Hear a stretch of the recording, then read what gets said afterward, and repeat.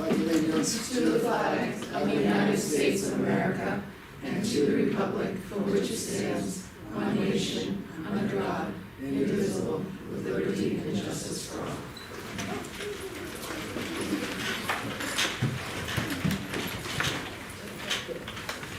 Okay, we're gonna open up for public hearing. Do we need a second or anything for that matter, or we do? Okay? Do you want to take it from here, open for the public hearing, and you can... Sure.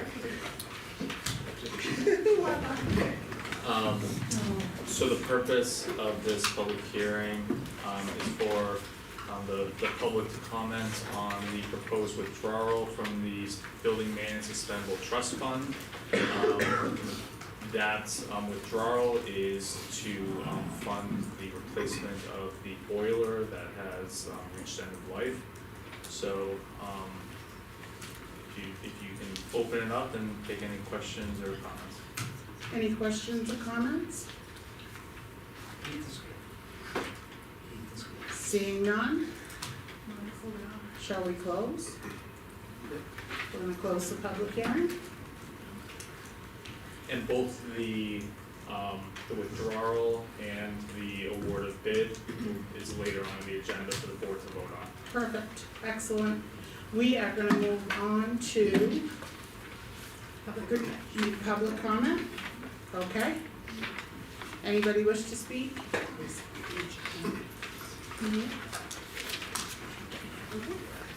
Hi, I'm Kelly McGinnis, a teacher at the elementary school.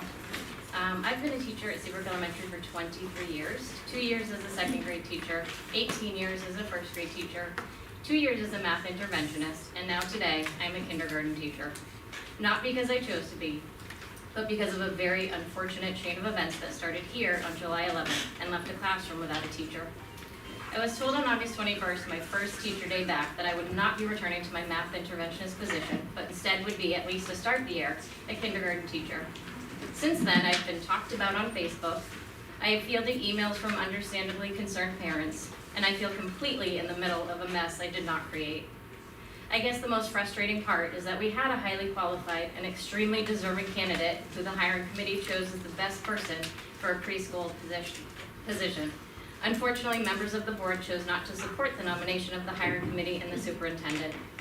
I am also frustrated that I have put 2 years into learning all I can about math intervention. I've gone to trainings and taken classes, and now 34 students who were seen for a math intervention for the past 2 years will not be seen, and that breaks my heart. I do not fault my administration. They are doing their best with dealing with a less than ideal situation. So now that I'm in this kindergarten position, I will put 100% of my effort into teaching my students and providing the best kindergarten experience I can for them. It may not have been part of my plan or my personal agenda for this year, but I am a professional and a team player, and I will always do what's best for the students at Seabrook Elementary. Thank you. Thank you. Anybody else? Public comment? Come on up. Christina Kaiser, 243 South Main Street.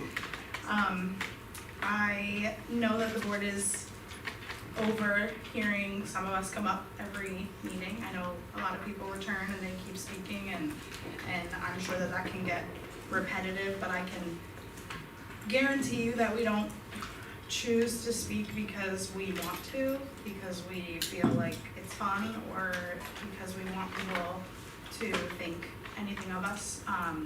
Me personally, I chose not to run again for the board, and yet I feel even more like it's important for me to be here and show that there are plenty of people watching, listening, caring, wanting to be a part of things. And what we've seen, I would say in the last couple meetings, but really for a long time now, is some serious disrespect from some board members in meetings where the public can see it, they can hear it, they can watch it.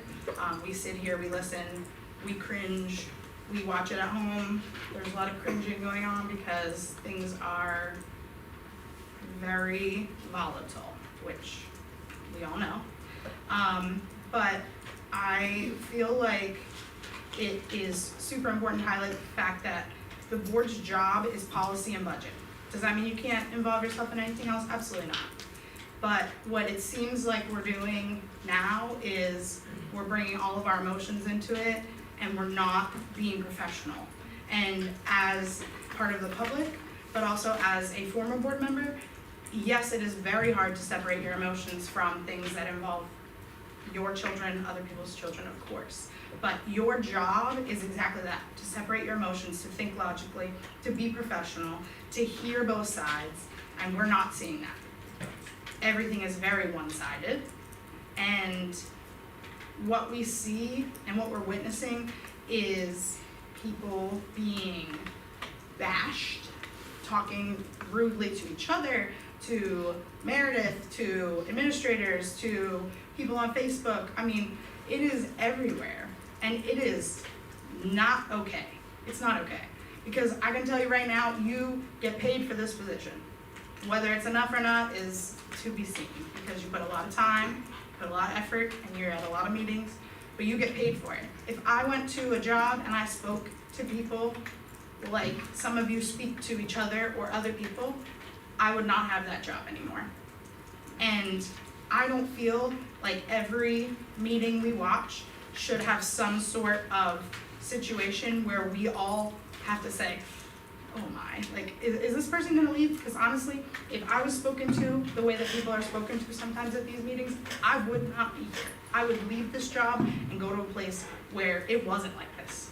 Because if we wanna bring up withdrawing from the SAU, I cannot imagine hiring somebody to come into this school with watching any school board meeting, any withdrawal meeting, any Facebook posts. I mean, you can look at all those things. No solid superintendent, administrator, any of that stuff. Honestly, I don't even know how they stay here and listen to some of the things that they have to listen to over and over and over again. And I can say that because we sit here and we listen to it, and it's hard for us to listen to. And if you can't be respectful and professional, then maybe this is not the job for you to do. Because we should not be in the position that we're in. And to talk about Kelly's point, she's in this position because of choices that you've made. Choices that you guys have decided is what's right, but then the ripple effect from that, we've seen it. She spoke about it. She is trying to pick up the pieces from things that you guys have done and choices that you've made. But if we go back to, sorry to call you out, Meredith, but if we're listening to how some of you talk to her, and not just Meredith. Can I just interrupt for 1 second? Can we not make this a personnel issue, because we really shouldn't be doing that to Meredith in public? Yes. But can I ask you to speak to the agenda, please? I would agree with you, Maria, that we shouldn't be making it a personnel No. issue. We shouldn't be talking about Meredith, but yet every meeting, some sort of rude, awful thing is being said about her. And not just her, plenty of other people. Well, are you gonna talk about anything on the agenda, Christina? She's There's some right over by Keith. I did have one on my seat. Thank you, sorry. Would you like to stick to the agenda if you don't mind? It's not the requirement, Maria, just to be cheerful. Go ahead. Go ahead. So if we talk about board goals, a board goal, I know Lacey put a lot of time, she read a bunch of them out the last meeting. I think a board goal should be to be professional, to not accuse people sitting in here or people on Facebook about doing anything other than their job. If you don't like something that they're saying, if you don't like something that they're doing, then handle it in a professional way. You can disagree with someone and not scream at them, argue with them, call them names, say that they're lying, say that everything is bad. That's not being professional. And if you can't separate your emotions from this board, then maybe you should not be on the board. Because your job is to be professional. Your job is to handle situations even when it's hard. Not every decision that you make, you're not gonna 100% agree with. That is what it is, but you know what? You should have enough trust and respect for the people that are in this building. And we keep talking about that, how, well, we're not talking about teachers, we're not talking, we would never we would never get rid of a teacher, except they're leaving. They're leaving because of choices that you have made. They are concerned. They wouldn't show up every day, every meeting, if they weren't concerned about what's going on. The culture in the building is going down. It's not getting better. Whatever choices, whatever things that you're trying to do to make those changes, it's not working. If we're not trusting the people that are in the building, then why are they here? Why are the teachers on hiring committees? Why are they on other things that are where they're working with staff and administration to try to make changes, and you guys are just coming in and sweeping them away? Why? Why do we have to keep seeing these things happen over and over? And why do we have to keep getting up and talking about it every meeting? It feels very redundant. I'm sure it feels redundant to you. But again, I don't say it because it's fun to do. I don't keep bringing it up because I just want to hear myself talk. I bring it up because it's not getting better. We are frustrated. And I say we collectively, I'm sure that there's other people that agree with me, but I'm not gonna say everybody in this space does, but I mean, I said it last time, every time I think it can't get worse, it does. Something else happens, something else comes up. But again, if we look at just how you are treating, some of you are treating other people, it is not okay. It is not okay.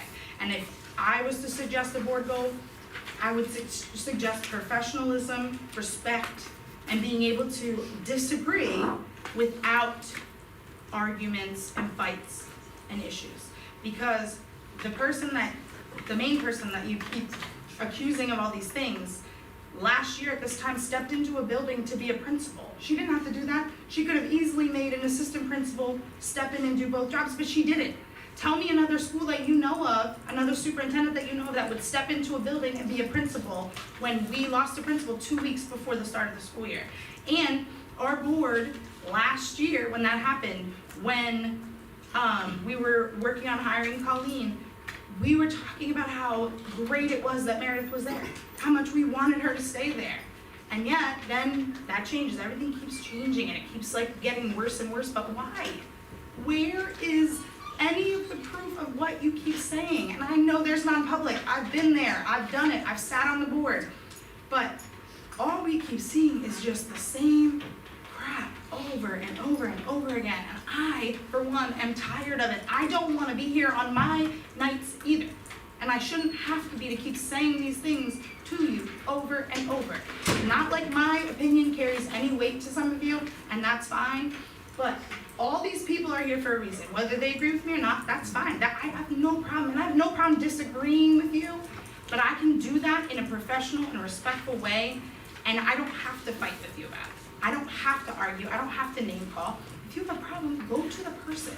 Don't keep bringing it up in meetings without the information to back it up. And don't keep inserting yourselves into situations that you should not be inserting yourselves into. Your job is policy and budget. That's your job. That is your main focus. Does that mean you can't be involved in anything else? No. But does it mean that you should be inserting yourself into every single thing in the building? Also no.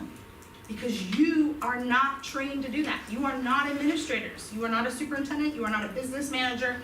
You are not special ed. You're none of those things. And that's fine.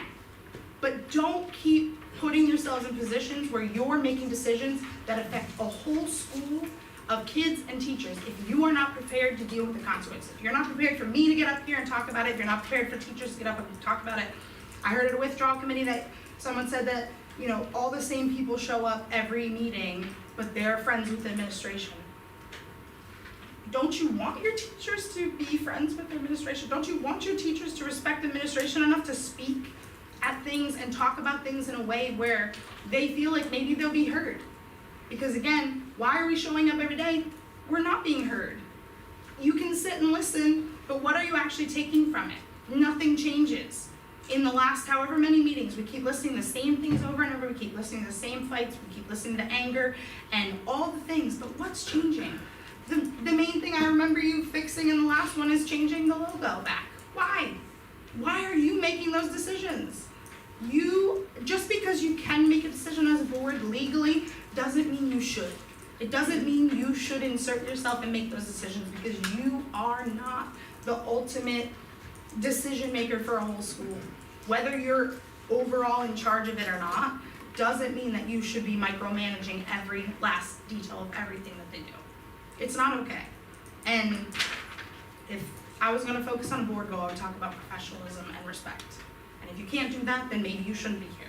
And if you can't do that without emotions involved, or at least try and separate those things and think about things in a logical way from all perspectives, then maybe you shouldn't be sitting where you're sitting.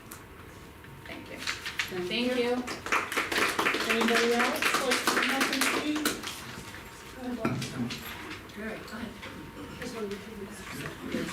On agenda items, if you could. Yep. Thank you. Colleen Seuss, I teach art at Seabrook Middle School. I just want to piggyback a little bit on Christina, the policy of non-public. First of all, I want to thank you for your service. Elected officials, it's a tough job that you do, and we are grateful for you doing this. We see your passion, we hear it in a lot of the meetings, but what I suggest is if you hear something you disagree with, jot it down for non-public. Save that passion, the arguing or anything else in non-public, not publicly. That's what I suggest. Thank you. Next.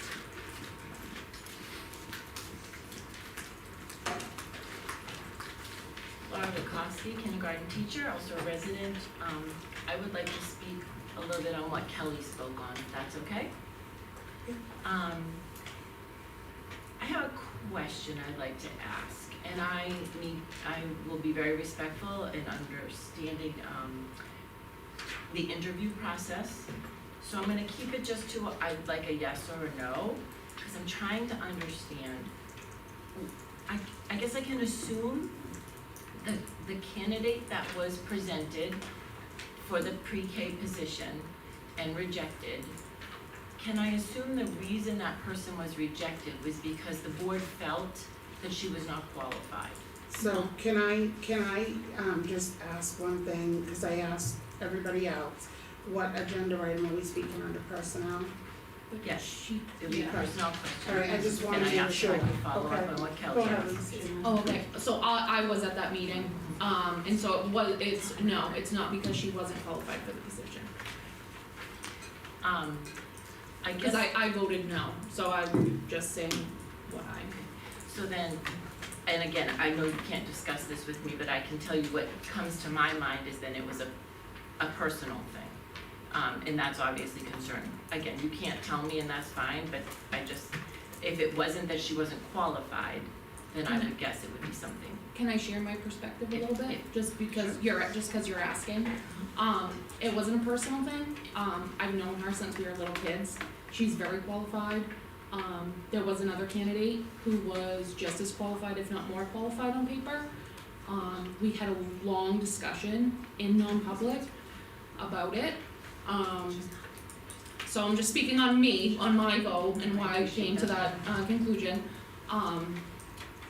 So I felt that because the teacher that had applied before, that was doing that position for over a year,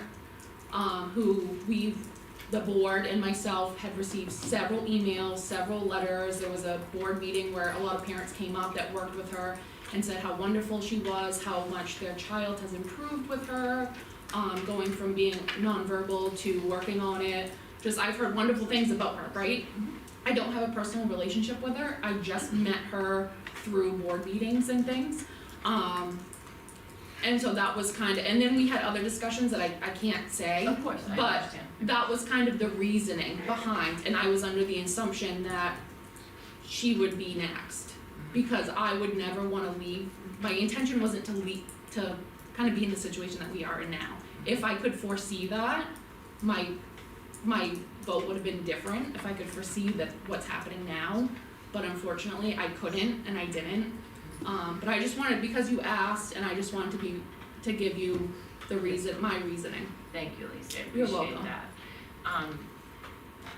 I guess what I wonder, and again, this isn't a question, just I'm telling you something that I wonder, is when a board of educators has made a selection, why that selection is being questioned and doubted, and if they felt that one was better than the other, obviously they brought the one that they thought was the best choice. And the people in the building who are teachers, who were part of that interview process, it's saddening to think that the board doesn't trust that decision that was made. But the bigger concern is the ripple effect that it caused. And I can tell you it has certainly wreaked havoc on my team, on some of my colleagues. Kelly spoke to her personal situation. There are other people who were involved that it breaks my heart. It's not my story to tell, so I won't. But the bigger picture, above and beyond that, is that we hear all the time about the concerns for the academics and how low our students are. And now we are short a math interventionist, and we are short a reading interventionist. And each of those people served 30 to 40 students. And now we have those 30 or 40 students that are now not being serviced. The children that need the help the most, when we are very concerned about, you guys talk all the time about low achievement, and now it's like we've been set up for failure, that we have even less children than we can serve now. And it's just a ripple effect from something that was a decision that, in my mind, should have just been the respect for the decision that the educators made should have been there. Thank you, Laura. Thank you. Can I just ask you a question real quick? Because two people have said it, and I think I emailed you about this, about people leaving. I was under the assumption that one was temporary. Okay. That was the answer I gave you. Okay, just because when people talk about it, it just seems like she's, like, the position's open, but it's not an open position. Well, it's currently not filled, other than with substitute coverage if available. So we did have an interventionist in the middle school that was also let go because she was told Title I funds were decreased. Yes, we do, because they did decrease. Okay, And now when we had to give a available. decision by April 15th, we had to notify that person that they would not have access to a full-time position because of the level of funding that was available. So do we have a posting up for an interventionist now that we have availability? Yeah, we're interviewing tomorrow. Awesome.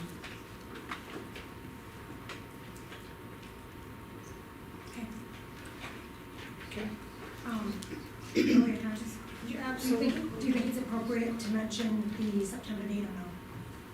Because I think that we did reach out to see if we could fill that position, and they were told that they wouldn't know. Tell your people, So, absolutely. We did reach out to try to mend the situation with an applicant, and she couldn't take the position because she was told that she wouldn't be hired till September, Mid-September. mid-September. Otherwise, we could have probably scooped her up. So I just want you to know, we did the best we could as a board. And whatever happened, I wasn't here at the initial meeting, but I believe in my board members, and I believe in the administration and the review process, and there's things that we cannot discuss that went on in that non-public, sadly cannot. And this is definitely not the way we foresee the situation to happen, but we've done all we can to rectify it as far as we can. So, I just want you to know it was a lot put into it, and maybe someday those people will come out and speak about exactly what happened, cause they know when it was their position, we can't discuss it, right, but they can, and hopefully someday they'll come tell the whole story so that everybody can understand exactly what went on. That's what I hope. So, anybody else to speak on the And public? I do wanna mention that there has been people that have left and they are unhappy, but we also last year as a board didn't allow people to, speak with us in non-public about exiting interviews, and we recently have been doing that. And so last year, when people were leaving, we were not aware of why. And with all due respect, neither were other board members that were here last year, and since then, we've done exiting interviews. And if people leave, they're not gonna say in public why they left. So it may appear one way, but when you meet with them in exiting interviews, you'd be surprised at one side of it. really is. And obviously, retention has been an issue for, the past 3-4 years? We've lost 30-some odd people in the elementary end. And believe me, as a board, as we sit here in front of you, that is something that we were all very concerned about and doing our best, and we're filling what we can. And we're gonna move on, because at the end of the day, the most important reason we all sit in this room is our children. Not personalities, not how you feel, how I feel, not positions, not mine, definitely as far as the school board's concerned. And we're gonna continue to do what we can do to make the school what it should be. And obviously, yes, academics is an issue, a big one. And I'm sorry that you're gonna be down an interventionist, your math team. I really am, and I'm sorry you got shifted to a position obviously you had no intention last minute to do. It shouldn't have happened that way, and I'm very sorry, Things are gonna get better. okay? Come on up. George Hashem, Austin's Way, Seabrook. Kelly, I had a question for you first, just so I'm curious, please. Out of all the exit interviews, once you guys started opening up to non-public, could you disclose how many you've had versus how many teachers that left? We've had 3, 4, I think 4 of them. 4 exit interviews, and out of how many staff that have left? We have invited everybody. I know, This but year, I'm the percentage, I'm Just looking for one, the Kelly, I percentage. think that we had one, but that she was all, didn't come. are we referring to the one that Special was? education, Yeah, she was Director. told that there'd be legal retaliate, what's the word? retaliatory No, behavior yeah. happening if she came and spoke with us, but she chose not to. And that's all the staff that left for the year, all of them were, so 4 out That of we were 5 told. came for exit interviews? That we were told. Yes. Okay. We took them all, anybody and everybody, because it's important to know why people are leaving. From life experiences or work experience in the past, would you say that, Did you wanna say something, Mary? Go ahead, No, Joyce. I think there was a couple others that Was- didn't want to do an exit interview when they Was there- resigned. Who were they? One was, worked I don't think in you- Oh, you special, can't name, I sorry. know one worked in special education Yeah. and, Yeah, that's, no, this is a different one. it is. And she was a wonderful teacher, and she left, and I think she didn't wanna come in for an exit interview. But I don't I would've know, got to be some honest with you. statistics if, that's okay, but so, it's not just 4 out of 5, there was a few others that Okay. didn't want to do that. the reason I ask is because, being in the corporate field for many years, generally exit interviews are requested by people who are disgruntled versus everybody who leaves. So, of course, you're gonna get those from the people who aren't happy. And I think anybody that's worked anywhere knows you're never gonna make everybody happy. You're never gonna make everybody happy. So, I understand and I respect and I appreciate you listening to the people who gave exit interviews who are unhappy. But I've also heard many people come up here who still work at the school, who are given their concerns. And it doesn't seem like I will say from an impression standpoint, that you're listening to those concerns. That it seems like that they're sharing their frustrations and nervousness and anxiety towards everything that's going on. And I keep hearing the exit interviews come back, and unfortunately, and I'm sorry that happened, but they're gone. So now we need to listen to the people who are here. And if we're not listening to people who are here, we're gonna lose those people too. And I have a very, very big concern about that. I saw one that left already because of it. Did wonders for my daughter. And I saw her leave. And although I don't know every in and out, I don't wanna see more of that happen. It's a ripple effect, or I don't want it to be a ripple effect, I should say. That's what I'm concerned with. I wanted to chime in on the exit interview. The reason why I came up here initially is about the interview process. Again, some personnel on the agenda, yeah, Maria. that's what I was Personnel. gonna say. Yeah. Go ahead. Lacey, I'm only looking at you because you responded to the Yeah. question, but, so, let's say you've been in a job, right? You think you're the next in line, you're good, you're ready. They open up the position because that's the appropriate thing to do. According to everything with the Equal Opportunity Act, you have to post a position, you don't just give somebody a promotion. You may think that you're ready for the position, and in my eyes you could be, but then an applicant comes in who blows you out of the water. And they could be from the outside, they could be from another department, they could be from anywhere. And if the interview committee who's been entrusted nominates that person and it's that far and ahead that they feel that way, that's through the interview process they met it. And again, this is not to ridicule what decision you made, I understand things happen, but as far from what I'm aware, the board was not part of any of those interviews. So you have made a judgment and a vote based on someone you did an interview. Now, someone I know you said you knew your whole life, I get all that, but I'm thinking from a procedure and a professional standpoint, you didn't interview the candidate. And that's my concern. My concern is not why, my concern is the process that was made to make the decision. Because for me, it's about process and protocol and following that. And I can't imagine being turned down for a job by somebody that never interviewed me, never met me, never sat in a room and looked at everything and just looked at a piece of paper. If I hired people, tenants, anything based on just a piece of paper, it'd be a lot of trouble. It just would not be good. And I'm just asking to please focus on the process and look at the process, because that is my biggest concern. Because once people go rogue, it's chaos, and I don't want chaos. Thank you. George, can I just say one thing? Sure.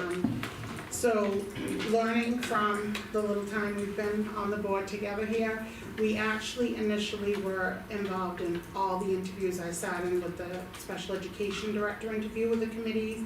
We were doing all that, then we thought, you know what, maybe we should just stick to the administration part of it. And we all agreed, and unfortunately, we agreed just a little bit too early, because my opinion, and I think Lacey brought it up, there will be one or two of us on every hiring committee Oh, it should moving be. forward. Yeah. And that is how it should be, and we will be fully involved from start to finish, and we will do our best to sit with the administration and all the hiring committee people, because I did do that and was able to have the pleasure of doing that one time already. So we're making changes as we go, and I know change is tough, but we're trying to make it right for the kids, number one. And that's what I asked, the Yep. procedure, process.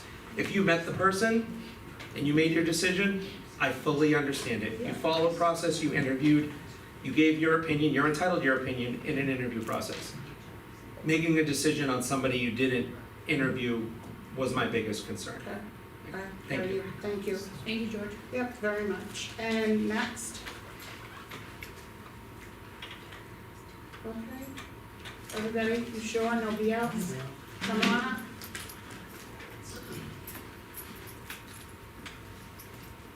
Angie Betzer, special education, Hi. elementary and middle school. Every month I come here and say, I'm gonna be quiet this time, and I just can't do it. Don't do it. We Thank want you to speak. So, I wanna thank Mr. Hashem for his comments and add to them, please.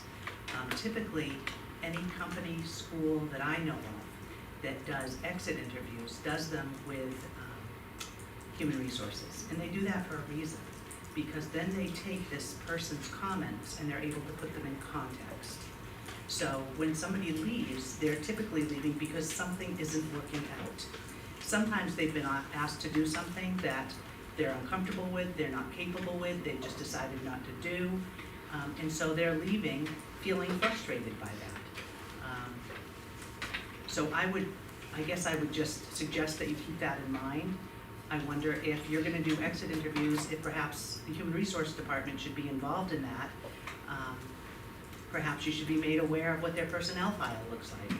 Because I think what's happening is that you're just taking people, sitting with them, and then you're taking everything that they say for face value and accepting it as absolute truth. And then from there, making a lot of really important decisions based on things that I would offer may not be true, or may be exaggerated. So can I just answer to you on that, because that's important to me.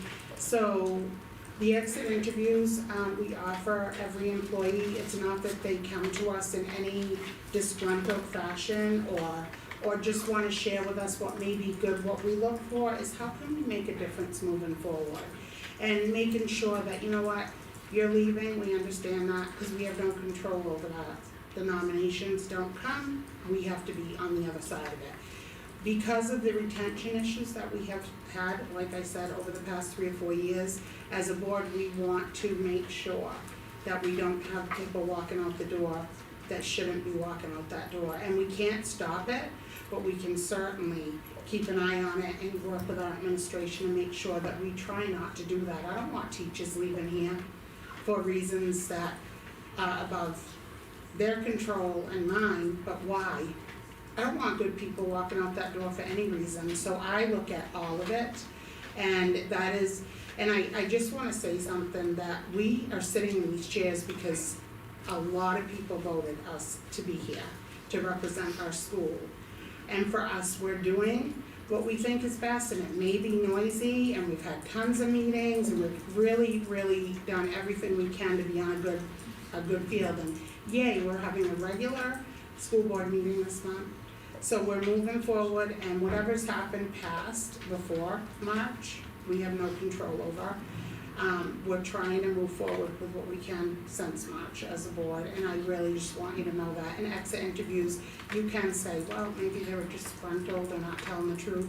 We're very professional people, and we're listening to all sides. I just want you to know that. And I'm sorry that happened. Angie, I think you made a good point. I think that, looking at personnel files would help. I do know that there was a situation in a joint board where there was a renewal for a contract. And there was a couple of us that wanted to see the personnel file before renewing the contract, just to see if there had been any, maybe, good evaluations or, maybe complaints, or because, we didn't know everything. And we were told we're not privy to personnel files, not even during an evaluation. We have to either take the nomination or not take it, but we're not allowed to know what the background is. So, just a little background on that. And then as far as we have in the past, before this board, asked about exiting interviews, and we were told that they were done by human resources and that we were not privy to that information either. So both things that you mentioned, we have tried to do. Okay, thank you. And can I just add one thing, but if, and I'm just gonna say this, the person in the exit interview chose to share their personnel file, they certainly have the right to do that. I just want you to know that, okay? Thank you though. Thank you for both of your responses. I just wanna go back to what you said, Ms. Brown. Yes. I feel like it was a lot of kind of interesting information, but it wasn't really relevant to my point. And I don't mean to be disrespectful, No. but I think that's worth pointing out. Yeah, Because I'm not, what you were saying is a lot of interesting information, but what I'm saying is that you're missing, I guess I feel like you're missing my point. My point is, and Kelly, I understand what you're saying as well. I don't understand the ins and outs of human resources, what's allowed, I don't understand what's allowed to be said here sometimes. Like, I thought we couldn't talk about personnel, right, and now we just did. And so I'm always left kind of confused, and I am again tonight. yeah, But as far as my initial point, what I was asking about, or the point that I wanted to make, was that you are hearing, when you do an exit interview, without being the human resource department, you are hearing information in a bubble, and I worry that you're not responding to it and making decisions later with the understanding that what you've heard is just in a bubble. You don't have access to their files. You don't have access to the information that maybe Charlene or a human resource person could share with you. I almost wonder if without that information, exit interviews are relevant. And we don't need to go in a back and forth about this, but that's just, how I'm feeling, because I feel like exit interviews there's a whole lot of information there. And if you don't have background information as you're listening to somebody tell you why they're leaving, then is it even relevant to move forward with that information or make decisions based on that? At one school board meeting, one of you said that all the candidates, and it was this sweeping generalization, all the candidates that were leaving because, I don't want to misspeak here, most of the candidates that were leaving because they didn't feel supported by administration. I find that super hard to believe. I find it hard to believe that all the candidates would say that. I find it really hard to believe. I just feel like you're hearing something in a bubble. I don't mean to say that you're misrepresenting it, although I scratch my head sometimes and wonder if there aren't misrepresentations when you're. We do too. Yeah, 100%. So there's all kinds of trust issues, right? Yeah. Like back to the trust issue of organizing a hiring committee that worked really hard to put forth their candidate. And the trust wasn't there and you said, no, that's not the candidate we would prefer. So I didn't mean to go off on this tangent, so I'll excuse myself. No, that's okay, thank you. Angie. And next?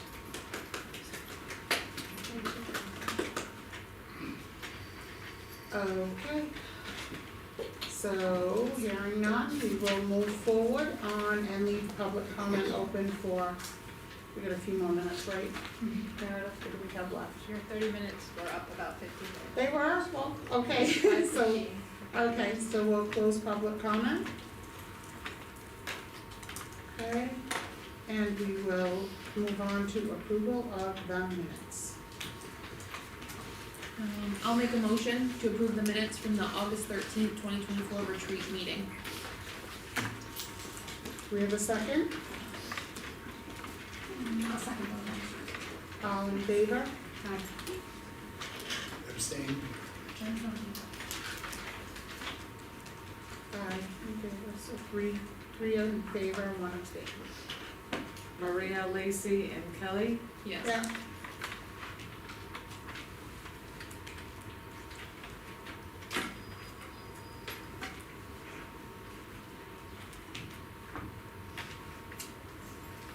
Make a motion to approve the minutes from the August 14th, 2024, public hearing and regular meeting. Second? I'll second. All in favor? No, Aye. No? no. Kelly, no. Lacey? Why no? Because I don't agree with a portion of it. Do you have a recommendation to amend the minutes? No, I'm waiting for legal. Can we, table them for the next meeting? If you Just want to, minutes, so up to we you. can table, it's no problem, I think if you withdraw Whoever your, moved it has to withdraw it. yeah, if you will, if you want to. If it fails, then it can be brought up as a, Well, I don't wanna vote on it if there's stuff that needs to be added to the minutes. I'd rather just table it. if you want Once to. you add it, you're done. I will withdraw my motion for the minutes. Thank you, and Lacey, anybody second yet or no? I Okay. second it, but he withdrew, so I'll second that. Okay, can we table it? All in favor to table? Yes. No. Okay, Yeah? yes. So Lacey, you're a yes for tabling? Yep. Maria, Yes. Patrick, No. Is and there- Kelly. Yes. Was there there wasn't an actual motion to table, right? Okay, we Motion to can, table. motion I to did, it's a table, motion to table. yep, and a second. I thought this was a Lacey. No, I If didn't, you but, seconded the original. yeah, I seconded Patrick's motion, but I can second that. Okay. Okay, we'll do that. Do we need to vote all in favor again? Are you all set, Denise? I'm all set, thank you. Okay. Okay, moving on to reports. We have a lot of them, and it's really packed full of information. A lot of reading, but it was worth reading. And I don't know, did anybody have any questions, or do you have something you'd like to highlight coming down the line? I kept mine short and sweet if you want me to start with elementary school. Okay. I can do- Go right ahead. Yeah. So, yeah, just a whopping 7 days in, so we really just highlighted that we're back like we never left. So it's been a good 7 days so far for grades 1 through 4 and 5 days in for our preschool and kindergartners. It's early, but it's been a great start so far. So, really one thing on our horizon coming up, we're excited to announce that we're bringing back the fall festival. So it'll be our 3rd annual. It was a tradition that our staff felt they wanted to continue doing. And so this will be again the third time doing it, and I don't wanna spoil it for our UA team that's working hard to plan how they're gonna make it the same but a little different. So that'll be scheduled as of right now for October 30th with a rain date for November 1st.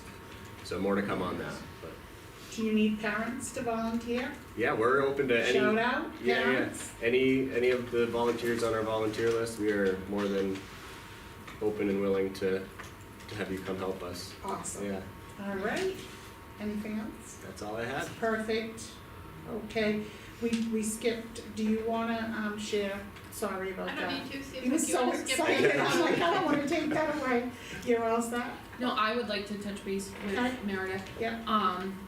You mentioned a lot of teachers that have dedicated 25 to 30 plus years. Do you, other than a shout out, do we do like a placard or do we do anything for them, They're for our Seabrook teachers? recognized at the opening in front of all of their peers from across the other districts. They receive a years of service pin, as part of that. That's the annual tradition. Awesome, we have a lot of do. Seabrook teachers. I can, do you want me to just, Yeah, but I want the public to hear it. I'm happy to read that list. yeah, go Um, ahead.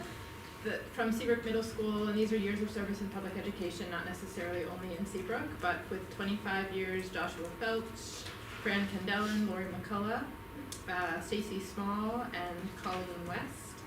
And then with 30 years of experience in public ed, Lauren DeConstant, Tammy Thompson, and Sean Valentine. And she's And- here, or she was. I was her very first grade class. Aww. And she looks younger than me, so I don't know what's up with that, but, and then I think, Lisa, is it Reese? Lisa Reese? Oh, I'm sorry, Reese? I Yeah. guess Lisa Reese No, for that's 25 okay. years, thank you. Thank you, I just wanted to make sure that they get the acknowledgement that they deserve. It's awesome, thank you so much for that. Okay. Any other questions? Okay, we'll move on to the Seabrook Middle School principal. You have some goodies to share with us? I always have goodies, Maria. I know, where are they tonight? I'm big tonight. I know. Want to thank the staff for all the work that they did over the summer and then bringing students back. We're tightening up some systems that need to be tightening up. And I appreciate their support with that. We also had our first fire drill today, which went extremely well, except for the mother who wanted to dismiss her daughter for a dentist appointment. That was a little, but she patiently waited. Students did a good job, so we are gonna have a crisis team that's gonna meet monthly. Today was supposed to be our first field hockey game, but No. as Maria knows, the team was a no-show, so the girls practiced out in the field. We finally got enough girls to field it. It's a busy month. We have a college school meeting, we have Washington DC planning meeting, and we hope that on Thursday the parents can come. Parent guardian open house, which is a curriculum night, so we'll talk about what's happening in ELA, math, science, social studies, meet the UA teachers, learn about Power School, also competency-based grading. So we've designed it where they will spend a little bit of time in each classroom, kind of a little bit more personal. Teachers have done phenomenal work with PowerPoints and some handouts and some grade levels. So we hope that 5 to 7 Thursday you can come join us. 5 to 7 on Thursday. Yes. And just trying to think, did you have in your report, I was reading so many of them, was it in your report that there's gonna be a PD day twice for Alice training? Was there something for the training, or was that an email? That was in an email. Alright, can you, just share that, when the training is gonna be, the dates or anything October 11th, Yeah. November 5th. for Alice training, right? Okay, thank you. Alright, and I'm trying to think of where to bring in, just a small overview, cause I know we have discussed that. Cause I have, the chief of police here, and I have Keith here, so I just wanted to, know if, when we should bring them up to, they're just gonna speak briefly about what we do here at the training with the school shooting that just took place. And parents getting a little, questionable, what are you doing, what's happening at the school? And I don't know exactly what that answer is, and so I would just wanna hear an overview, brief, with the principals. I'll combine you both at this time, is this a good Do you time? wanna finish up reports, or do you wanna? No, we're talking, just in Well, case the middle school. principals have something to add to that, or Alice question. training is not new here, it's something that's been required of all staff going back a number of years. Yes. All staff complete it every year. If they're new, they take the new training. Yeah. If they're not, they take a refresher training. It includes all the components of Alice. Mhm. And then the school does other trainings in conjunction with the police department and the school resource officer. Right. And that's at their discretion. And that may be all they really wanna say about that. Yeah, just a brief, come on up. So, like Meredith said, the school participates in ALICE training. Portions of that are presented by some of our certified ALICE instructors, which includes Keith. Excuse me, I'm sorry, I don't know, could you just state who you are Oh, for me? Brett Walker, Thank you, sorry, 2 T's. thank you. So, there are blocks of instruction that are, you can do virtually or they can be taught in person. I think sometimes, we use similar things like that at the PD. Sometimes it's easier to use the virtual instruction, and then there are portions which are obviously easier to do in person with an instructor. But that's, like Meredith said, it's something that's done annually, refreshed. Yeah, sorry. Is there, No, exactly, Keith Beatonhofer, I'm sorry. Thank you. You're welcome. It's something that the school has been doing for quite some time. This year, we've been grateful enough that we're gonna get some extra block of instruction that we'll be able to do some in-person stuff with. But they have been doing for several years now, the online component, which my understanding is basically the same thing you're gonna get as an in-person component, other than scenario-based things, and some other little things that we'll be able to teach them, so. So I'll just chime in a little bit, because I kinda know what you guys are doing.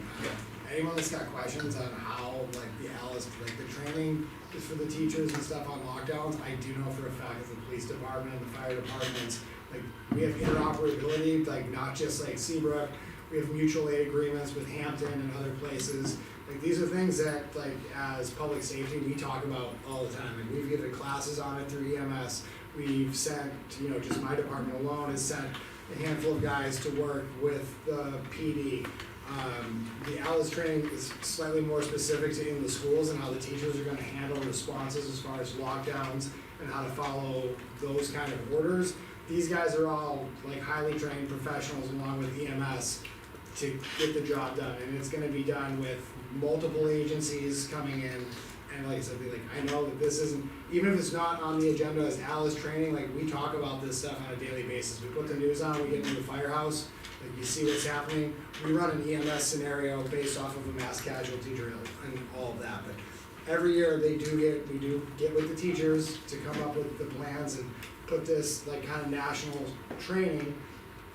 The online component is great, I've seen it, it's breaks what they're gonna do down and what their expectations are. Breaks down as I like to call Barney style, like, it's step by step of what we're gonna expect teachers to do. And again, it's a shame that we have to talk about this every single year, but you turn on the news and this is what happens. But these guys are professionals, the teachers are gonna take the classes and they're gonna be basically awareness level and handle their specific classrooms, and then the rest of us are gonna be in a unified command situation, going through all of our hours of NIMS and all sorts of stuff that we've put together for years. And I think you did a great job breaking it down to the 2 different components.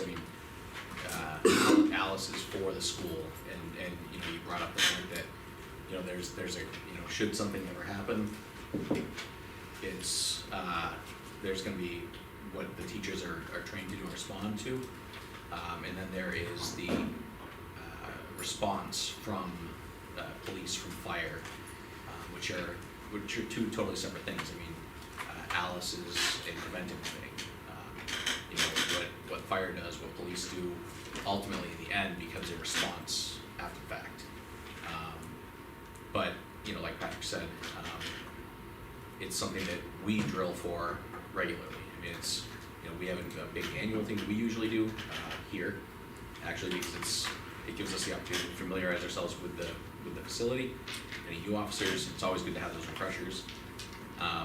But we've also got Keith, who's here all year, who has the ability to walk around and go, know, I think that this might be a good idea, and he has the opportunity to work with other SROs through trainings that we send them to. So things like that are always gonna be things that are gonna be beneficial in creating a safe environment for the kids. And that's extended back to when Officer DeShays was here. Officer DeShays used to be the one who led us through some of these scenarios in the summertime when we do our big trainings. And now that's Keith. You know, we want somebody who is familiar with the building, who is able to walk us through not only the building itself, the actual facility, but they can sit there and give us you know, some of the things that we might not know regarding just the ins and outs of the property, basically. Thank you so much for coming out tonight, really appreciate it, I know you guys do every day. Thank you. Thank you. Thanks, guys. Okay, now we will go on to, let's see, do we, curriculum, Lauren? Do you wanna give us an overview? Sure, thank you. As you saw in the report, we've had our Wit and Wisdom materials delivered to both buildings from grades 2 through 8. Teachers have unpacked those and started to use those in their classrooms. We had a launch PD that we had a company come in and work with teachers grades 2 through 8 to help them look at materials and learn how to use those. So that's going to be some ongoing professional development and support for teachers as they lift off Wit and Wisdom. You can see that in there with our literacy consultant, Sarah Shirilla, continuing to work with us in both elementary and middle, supporting the new curriculum, lifting that off along with myself and the teachers supporting each other. So that's in there. We have our NEWA started, our internal testing, which is the NEWA assessment that we've used here in Seabrook for over 10 years that I could see. And that's happening grades 2 through 8. So we're up and running here at the middle school with that assessment, and next week we start at the middle school. That's been sent out by principals and their reports to parents, and all parents grades 2 through 8 will be given a family report from NEWA, which will show their individual students' results, and those results are shared with the students' growth and also the students' achievement against a national grade level norm. So there's 2 different ways to look at the student. I think I sent a sample family report, and that was sent out with the principal's report to parents. So if anyone has questions around how to read that report or anything around NEWA, I'd be happy to answer that either at our parent night, Thursday night, or in an email or at any other time.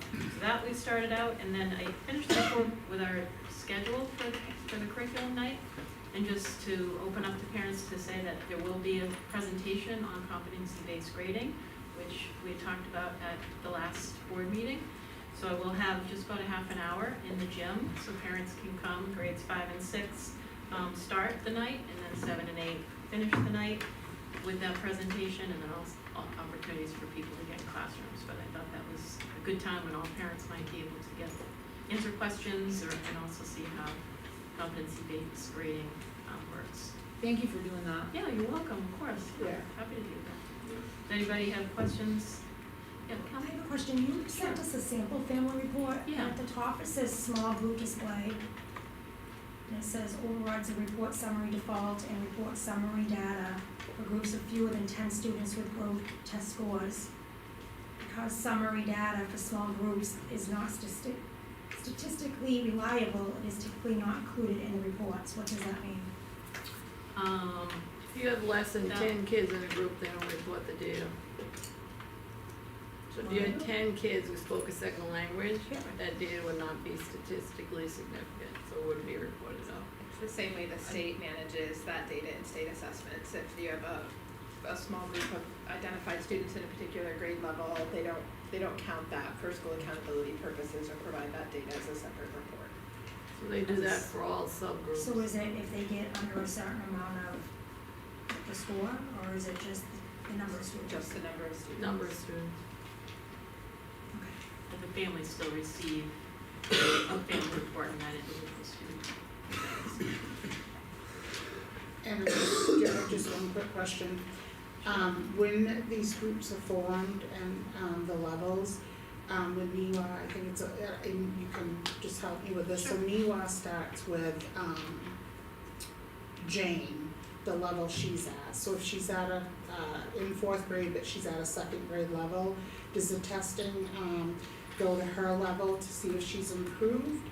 Or does it go to where she should be in the fourth grade versus state testing, do they do the level that they should be? You mean calibrating, like the Yeah. test, when they sit down at the test, so, yeah, so the students sit down at the test, and the test takes a few different questions to kind of find out where the entry point is for that student. It's adaptive testing, correct? Correct, what's that? It's like adaptive testing? Yes, this is the NWEA, exactly, the word is adaptive, perfect, yep. So, the student comes in there, and at that point, and then they continue to test either up to their grades level or even beyond, that's the beauty of. So it can go either way? Yep.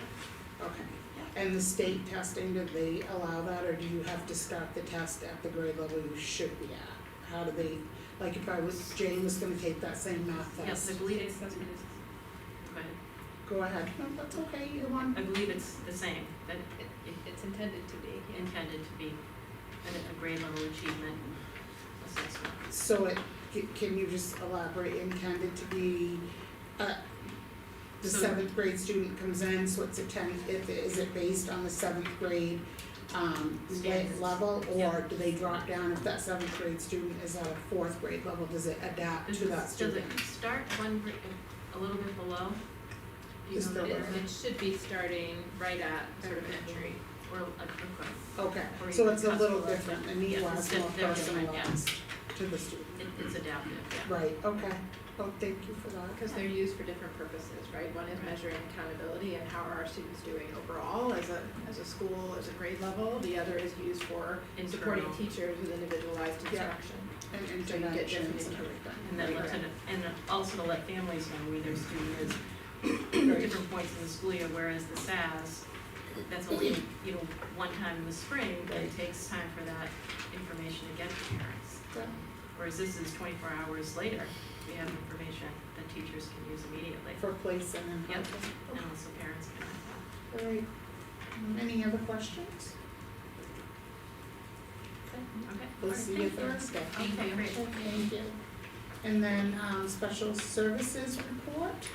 Sure, so I started the report just kind of talking about the first full department meeting, that we had together and laid out some of the topics that we talked about, things that you would talk about at the beginning of every school year, so, confidentiality, a little bit about the budget, because this is new to me here, so making sure we all had the same understanding. And then we talked a little bit about, the reading intervention program that the group's gonna use. And, the group did an activity that allowed them input into goals for the department. And we'll continue that work as we continue to meet. Then I highlighted the SIPS reading program, which it's a little bit of a mouthful, so systematic instruction in phonological awareness, phonics and sight words. So SIPS, that's what we're calling it. So we did some training as a staff for 3 hours on the 27th. Overview of what that covered was just a general overview of the program, how to structure a 30-minute intervention lesson, how to assess students to make sure that we're grouping them in the right groups to work on the same skills, and then we'll regroup with the trainer that trained us in October to make sure that we're implementing with fidelity, and then talk about next steps, and then we'll have another check-in with that trainer later on in the school year as well. And so we're gonna be using that in grades 4 through 8, and it is a nice complement to Wit and Wisdom. The next thing I highlighted was what we're calling the NEC program, so the New England Children's Center Independent Learning Program. So it's off to a great start. I've been in there quite a few times, spent an hour in there one day just kind of working one-on-one with some different students. The classroom teacher and the BCBA have been getting the students out into typical classrooms as well as the RBTs that are in that program, into their typical classroom settings, also working with them in the NEC classroom, and working on anything from academics to how do you become a member of a classroom community, to when your engine's running, how do you identify that, and what can you do to help regulate your engine. So all of those things are moving forward with that. And then I ended just with, I thought it might be nice to just highlight some numbers every month. So just kind of looking, pulled the data on September 3rd to identify how many total students pre-K to 4 are currently identified, and then the same for grades 5 to 8. And then just an overview of the number of meetings that happened in July and August, so just worked out to be the same in each month.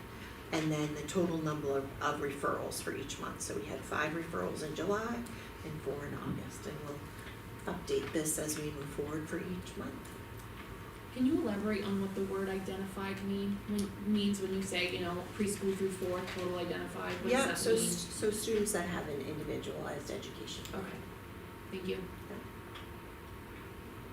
I just have a question if I could, and I get emailed to try to give a heads up. Yeah. So I don't know if you have those numbers or not, but I just wanna make sure that, and I think I emailed Colleen as well on there, about the numbers in the classrooms. I'm just asking you, and you may or may not have this answer, are we placing all special education children in a certain cohort of, and I'm talking about whether it's unified arts, whether it's English, whether it's math, whatever it needs to be, and then very little, if any, regular education, or are they spread out evenly through all the groups? So I think each team does it differently. I've actually been working with the team this week, and we have kids in every group, every one of the 4 groups. And then I think you might have a team that has students with similar profiles for math or language arts, and they might group them that way. So it's really all about, the individualized education plan and what that calls for. I just wanna make sure that they're all being treated fairly and that they're not, I don't wanna use the word segregation, because I think that they learn from each other a lot of times. Absolutely. We sit in a room and we think they're listening to us, the adult in the room, Yeah. and really they're looking at their peer too for that extra support. So I was just making sure that that's the way it's going. Yeah, absolutely. Okay, good. Any other questions?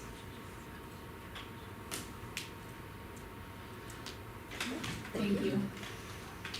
And next on that, you've been waiting, financial. Thank Here you. we go. I'll keep it real brief. Okay. I have included the fiscal year to date expenditure and revenue reports on board docs. And we're 2 months into the fiscal year, and there's really no significant variation or variance from the prior month. If you look at the accounts running through the report, most are still do reflect a positive balance. That being said, we do know that we're working under a default budget, and we do have special education expenditures that will soon be encumbered, that will be reflected on the report. So we are taking great care. I know Tim, Colleen, and Christian are looking at taking care to look at every expense as we go through this school year, because we know we have a very lean budget. I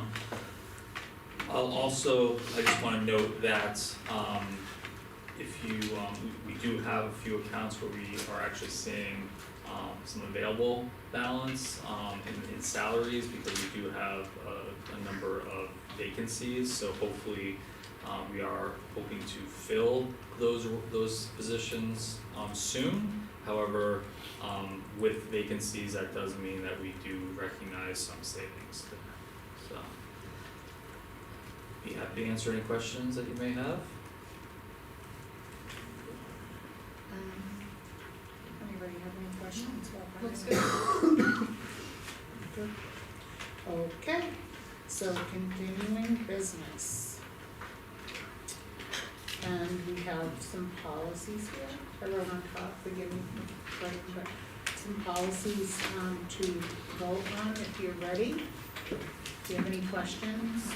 So, there was 2 policies that we pushed off, so I wanna hold on that, and I wanna make a motion to approve the 8 policies that, hold on, Denise, I'm doing this for you. Yeah. So I'm gonna make sure. So I'll make a motion to approve the 8 policies, that we approved at our first read.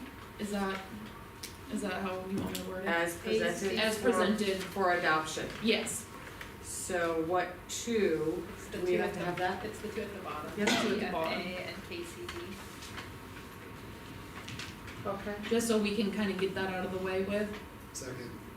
Okay, so you're going to, let's see, Lacey,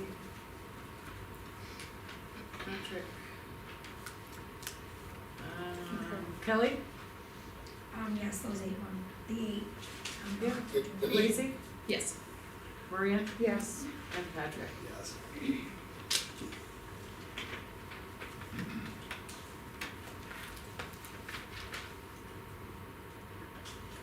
Okay. And do the 2 that we're holding, do we need to say that or just continue? I'm not gonna, it's whatever you guys wanna do, I'm not gonna make a motion to approve them, I wanna keep them this way, it's in my procedures. Keep them the way that they originally are, Kelly, or? Yes. Yes? So we can remove them So from the list? can you guys refresh my memory on why it was changed? I don't know why it changed, we didn't need to change it, Well, except for the 20,000. the public donations Yeah, policy, 20,000, there was yeah. a law change, so it Okay. adjusted But we the already said that we would do thresholds, that. so, but that's, So we have to adopt it to accept that new $20,000. Well, no, we can we can request that it stay the same, the only thing we change in that particular one is 20,000. yeah, you have the ability to make whatever type of revision that you'd like. Do you wanna make that motion then, Kelly? Okay, so I make a motion that the 2 policies that we have for public gifts, donations, and funding, that we keep those the same, but that we do update the amount for 20, is it the 20,000, Matt? That was one of the amounts, and there were a few thresholds. Right, but only one of them was a legal issue, right? Was a law that we had to change? Mandate. A mandate, yeah, the 20,000. It's not, I mean, you don't need to, you can always have a policy that has a lower threshold, that's just the. No, it's, wasn't it the amount because of having to have a meeting? The For public public- hearing. Yeah, a public hearing. That's the point, You're not required to do that, you could keep it at the 5,000 that you have it now, just need to have a public hearing. To accept money. The policy committee recommended moving it, but if you wanna keep it the same, you can. yeah, I this think we is, should move it up to the 20 grand Yeah, and, cause someone's gonna donate $20,000, I don't think we have to sit right, down well, and and, have a special meeting to accept $20,000. Yeah, Somebody's absolutely. money, let's take it. But the rest of it was, I'd like to keep the same. Okay, so we're just gonna put that amendment in, Kelly? Yes. And that's what, that's the public gift donation? KCD, and that's in the changes, just to clarify, those are recommended changes from the New Hampshire School Boards Association, Yeah, so I don't we don't, recommend, that's that's just the a recommendation. reason typically Yeah. we just bring it forth. So how do we want the motion to read? That we amend KCD to update to $20,000 for an The acceptance. superintendent will advise the board in advance of an acceptance if possible, or factor acceptance at the next regularly scheduled board meeting. Gifts in the excess of 2,500 may only be accepted by the board, keep that the same. But that's already a change, because that's not your current limit. Right, that's what I'm saying that I wanna keep it at this, I wanna keep the policy exactly the same, but the only portion that we're changing is from having to do a public meeting. Right. So what you just read is a change, so I think you're saying you wanna keep the policy that's Previous. currently on file, Right, with the exception of changing the $20,000 Correct. threshold. right. Make a motion that we keep the policy that we have on file with an amendment to make it $20,000 threshold for an acceptance of gift to have a public meeting. Do you have a second? I'll Does that second. work? Okay, Okay, hold on, we've gotta get that motion in there, motion. Keep the policies in place. with the amendment to KCD public gift donations.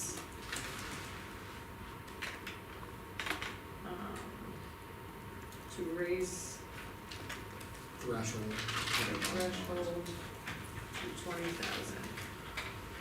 Alright, thank you, Patrick. Second? I'll second, yes. Thanks, Lacey. Lacey? Yes.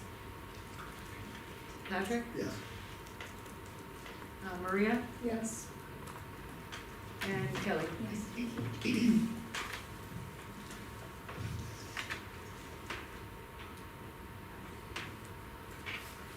And then the other one, we just, what did the other one? Crowdfunding, what was the,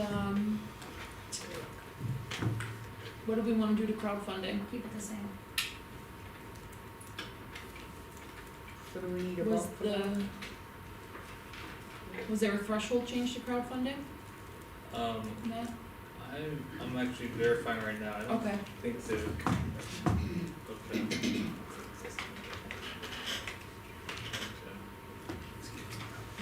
So yeah, there's no threshold when it comes to crowdfunding, it's more the process Yeah, of it's the getting wording. it, of getting like any sort of crowdfunding fundraiser approved. Because we certainly wanna be careful when it comes to funds coming into the school or staff members within the school, and we want the ability, or we need the ability to be able to know when that occurs, so you just ask, so it calls for approval, for any sort of campaign, and just has those controls in place, so, that's the purpose. And that's existing. And we don't want, like, there's certain crowdfunding platforms that there's really no tracking, Oh. right, so like, it's essentially cash, so we Right. just need to be careful about unaccounted for funds, Yeah. so. Do you need a motion for that separately from the other one? Cause the other one had an amendment. If they make a motion, it'll be a separate motion, yes. Yeah, okay. So what do you wanna do with that? Leave it the same. Leave it the same? So do they I need a mean, vote? it's the same, then you don't really need to. You have to No do it. action. Okay, alright. So we will move on, everybody set with the policies?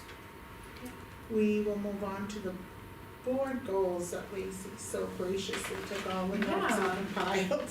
So, we had a retreat and we talked about board goals, and so I decided to take it upon myself, because I'm a glutton for punishment, to do the board goals. I sent the board members 7 different board goals for them kind of to pick and choose from.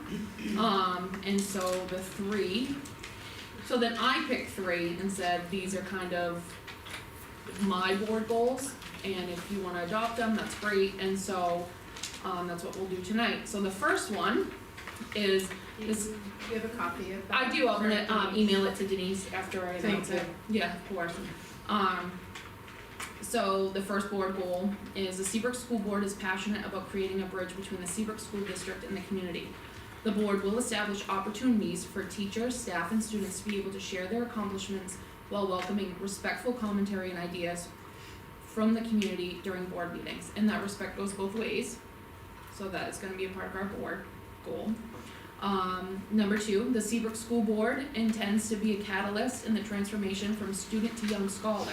We recognize the challenges before us and will work to obtain every opportunity for our students that will benefit their learning and excel toward a successful future.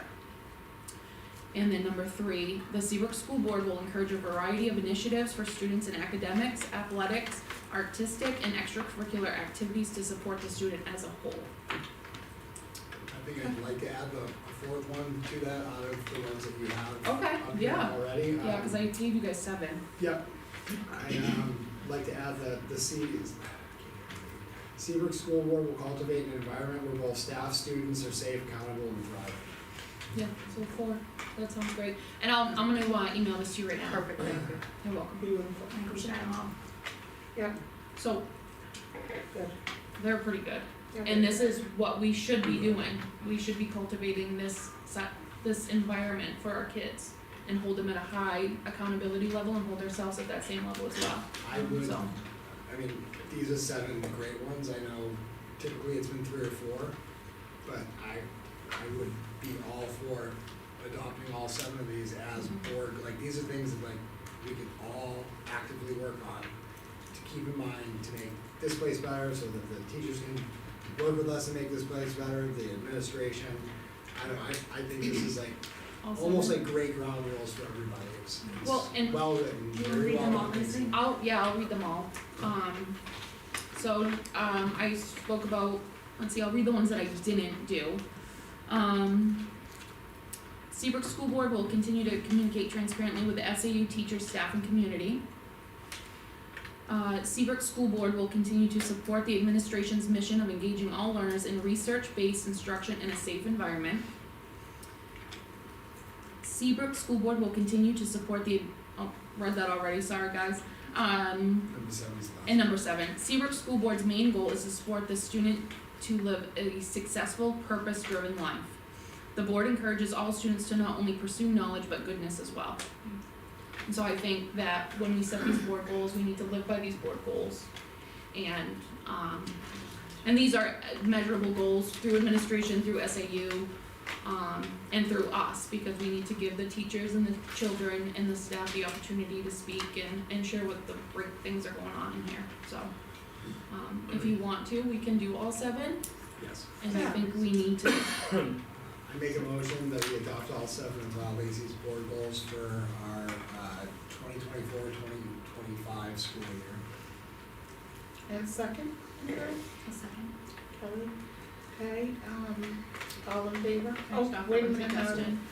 I hear Lisa saying they're all measurable, I think that's great, but I think we should agree on, not tonight necessarily, but what those criteria are gonna be Right, for definitely, measuring those, so right. we understand exactly what you're looking for us to bring you, cause I heard you say by administration, so we wanna know what you're well, I just meant, I mean, you guys are the meat and potatoes of the school, so just about like safe and accountable, and I think that goes for not only children, it's so the whole community kind of follows these rules, our kids, our staff, us as school board members, and I think this is important.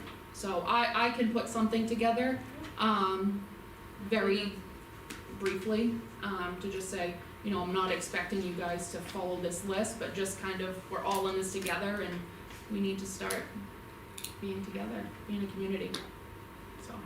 I think with what Lacey said for these two is in past, and I had sent her a separate thing about maybe the A, B, and C, and A and B that go with each one of those. So I think next time we meet, if we could just, the administration, staff, community members, parents, families, all of you out there, if you have any input to ideas to, like Meredith said, the plan to meet those expectations and goals throughout the year, and we can talk about it a little at every meeting, like maybe Colleen makes a suggestion for 2 of them, and we put the A in the A, and then the board kind of listens to how you're gonna, you know, meet that expectation, and then we kind of share whatever, all of us in one, so I think it's a good conversation starter. Yep, well, definitely, but I also want to just reiterate that these are our goals, and so, I didn't mean to be like, oh, this is a to-do for staff and Right. teachers, this is a to-do for us. And I think when I say things like we'll communicate transparently, that's us being able to communicate with you guys in non-publics and through emails instead of kind of coming into this a little blind, and trying to establish a relationship. So it's not so much a to-do with you guys, it's more like this is our goal, these are my goals, and so I just thought that we could bring them to the whole table. Alright, So I have a second. all in favor? All in favor? Aye. Lacey? Yes, No, she says. Are you gonna send us those? yes, As a visual. Yeah, and they'll be on the agenda Right. monthly and online, so everybody can see them. You can do on the 6th, Lisa. Huh? Lisa, what? do the email on the 6th. Yeah, I'm trying to, push them without board and everything. And, so Lacey will send them to you. Yep.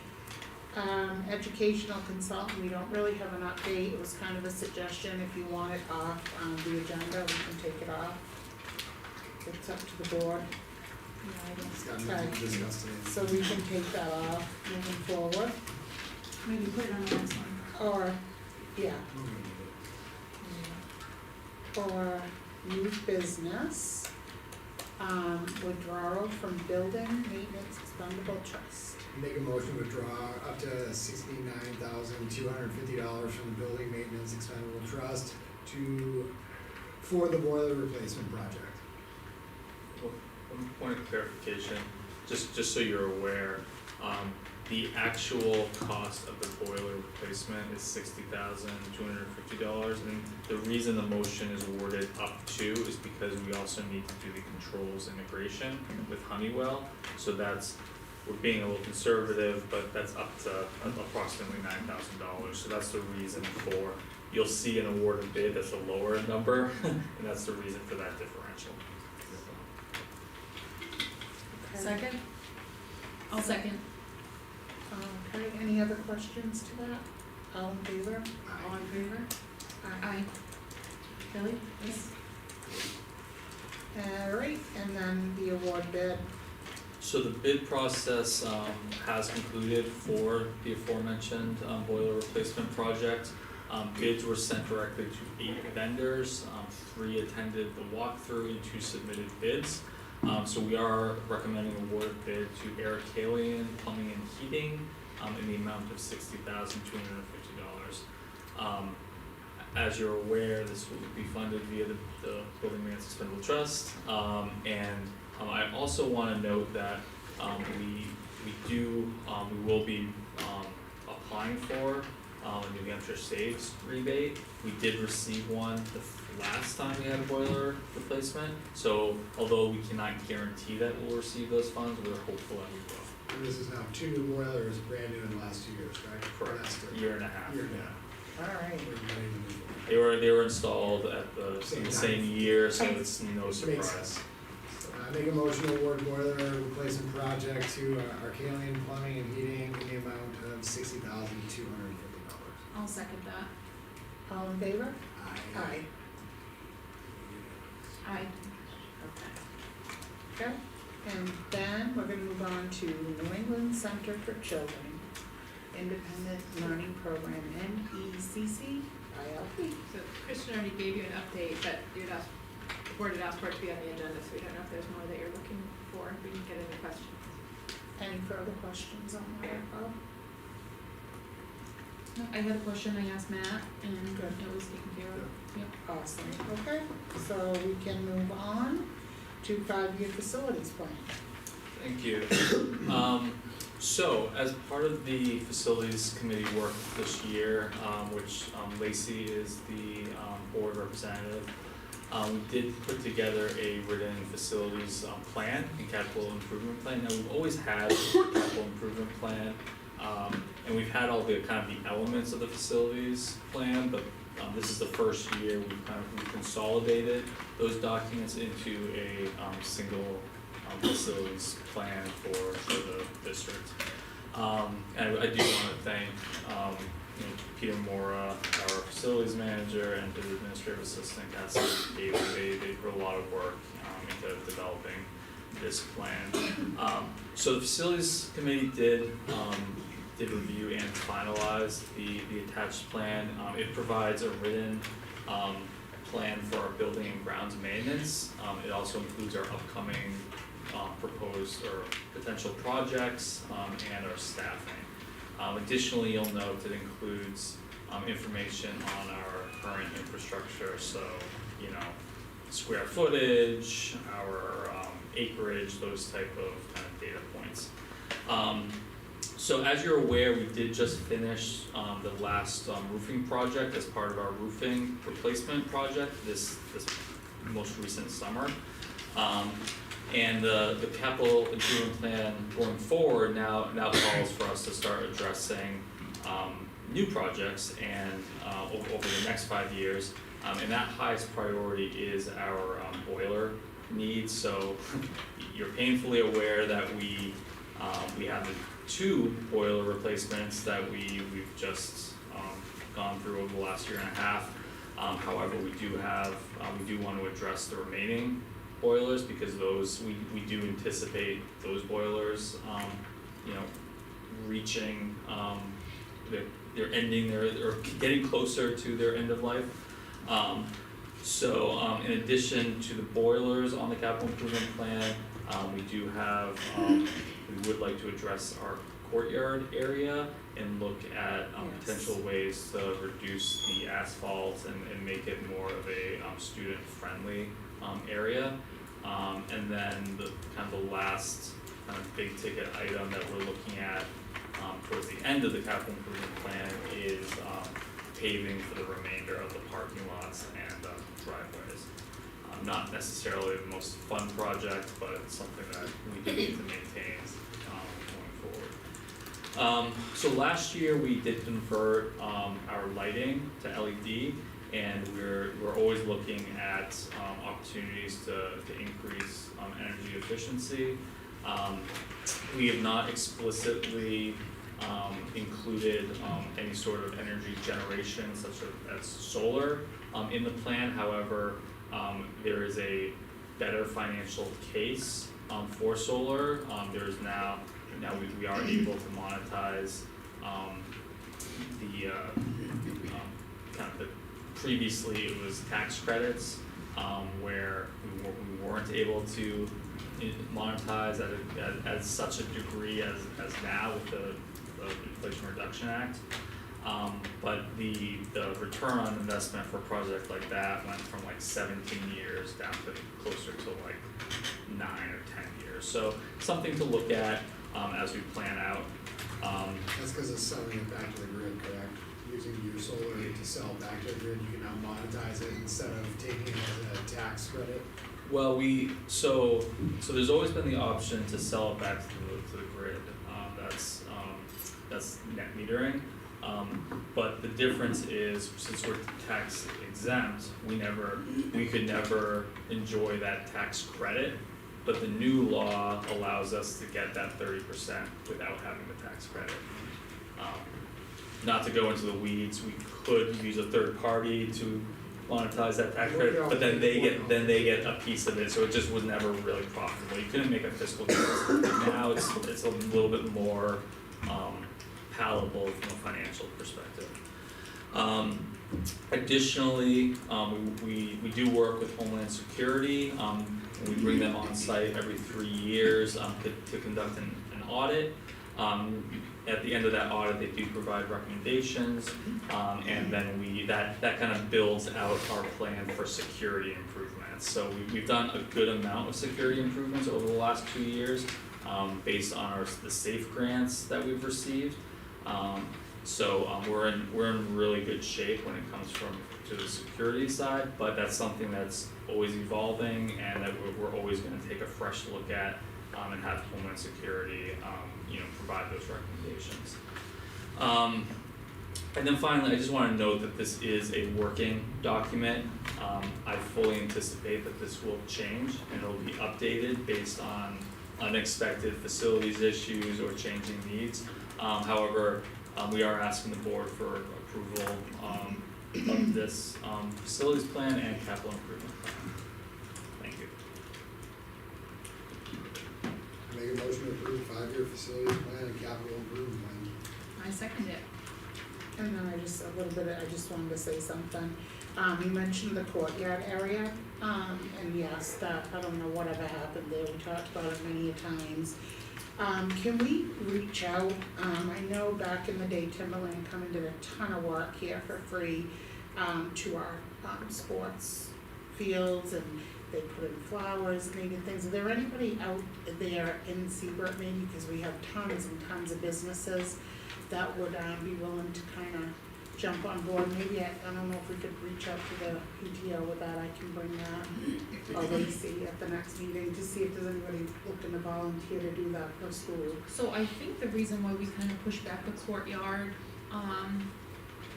was because Tim and Colleen, we're gonna brainstorm some ideas to best utilize that space for both schools. But I will definitely, I'll be going to the PTO meetings. So if you recall, I'll reach out. in our last budget, we had budgeted for a consultant to kind of advise on how to best use that space. However, we unfortunately had to reduce that item because the budget went to the default.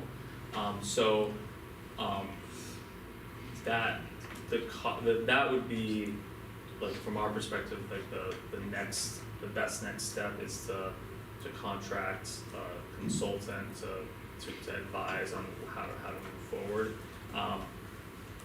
We don't have the funds in the budget this year. If that's something that we could receive, a donation would be amazing for that, but that's really, before we do any real work, we need to kind of have the experts come in and kind of advise. Or if they have any ideas too, they can. We got lots of ideas. Oh, well, the consultant would We just need the absolutely money. work with, Oh, yeah. both principals and a team. We'd probably form a committee, Yeah. to work, with the consultant to, determine what the best course of action is. It's not really straightforward because there's also, bus turnarounds, there's a lot of moving parts. So we wanna make sure we do it right. Right, okay, Absolutely. we'll follow up on it, keep it on. So I have Patrick, you made the motion, Lacey, you second, Yep. Kelly? Favor? Lacey, Yes. Maria, Yes. Patrick. Yes. Okay, next, personnel. Acceptance of gifts. Still is multiple donations. Oh, okay, sorry. Motion to accept donation of $1,300 from citizen.org to raise education PTO towards the purchase of parents wear in an effort to enhance communication for our entire community of Seabrook Elementary and middle schools. Second, Can I ask a question, did we get an invoice for that yet? Not yet. Okay.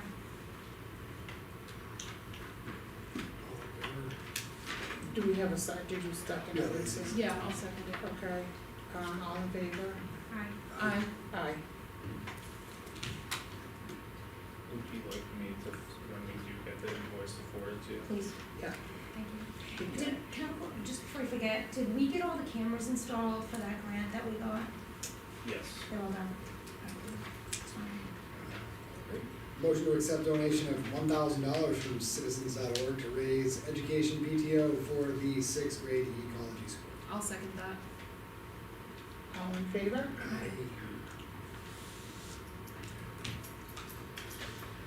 We're about $600 short if anybody out there wants to help us out. Am I hearing 600? Am I hearing 600? Throwing that out there. $625. We have no doubt we'll get it, but, Okay, big shout out, we need $600 I love by Colleen. sorry, thought I'd slide it in, I couldn't help it. Feel like you should be. Anybody, can do that, we'd love it, to see kids That would be help out. amazing. Motion to accept donation of $500 from the Seabrook Police Department for the grade 6 ecology school. I'll second. All in favor? Aye. Aye. Thank you guys very much for those donations. Maybe we'll have to hit up the fire department. Yeah, I can see Brett back there, and he's got an idea. Okay, so, all right, and is that it? We gonna move on? Okay, we are moving on to personnel. We don't have any personnel items. Okay. We, any updates, any positions, everything's going on, what do we got left open right now? Intervention for the current vacancies, and we have positions posted. Okay. Okay, so positions posted, check the employment need, and then, future meetings. Seabrook School Board meeting, October 8th. Is that good for everybody? Yep. SAU 21 Operations Committee, Wednesday, October 9th. Good? And then when is the next joint board meeting, do you know? October 28th. That is October 28th. Just to have that on here, so everybody have that in their calendar.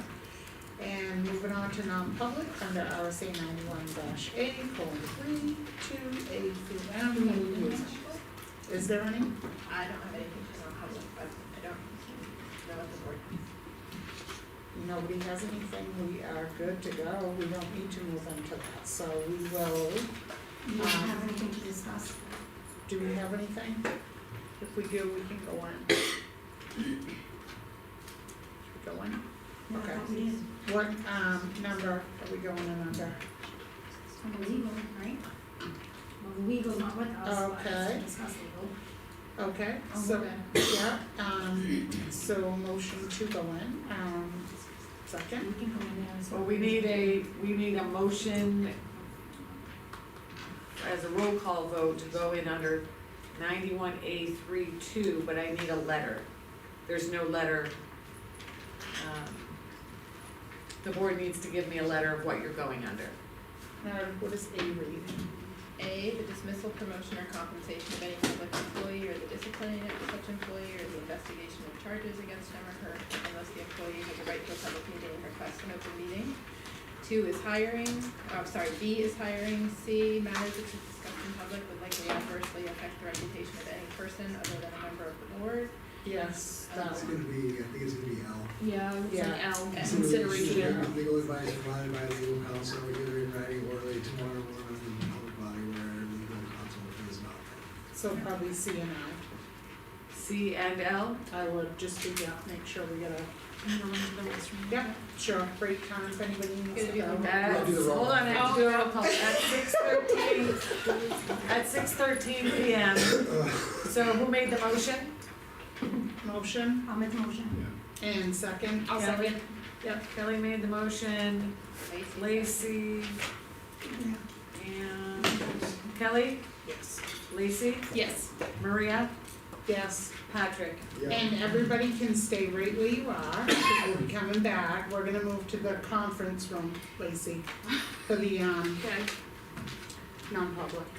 That way we don't have to kick everybody out into the halls anymore and sit in those chairs or stand in, they can stay in here.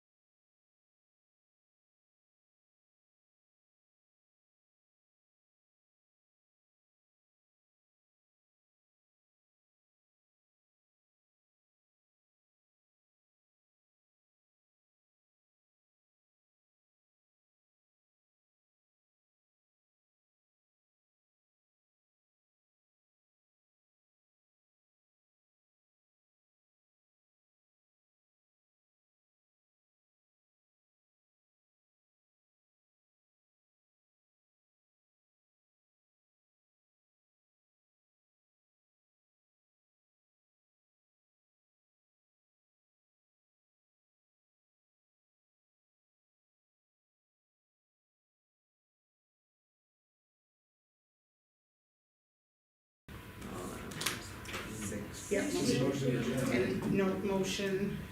Patrick, back and then you to- motion, Lacey said. Lacey second, Yeah, all in favor. and all in favor. Out and up. There you go. Okay. Any further business? No, I told Denise I'll give her the minutes from our non-public. Okay.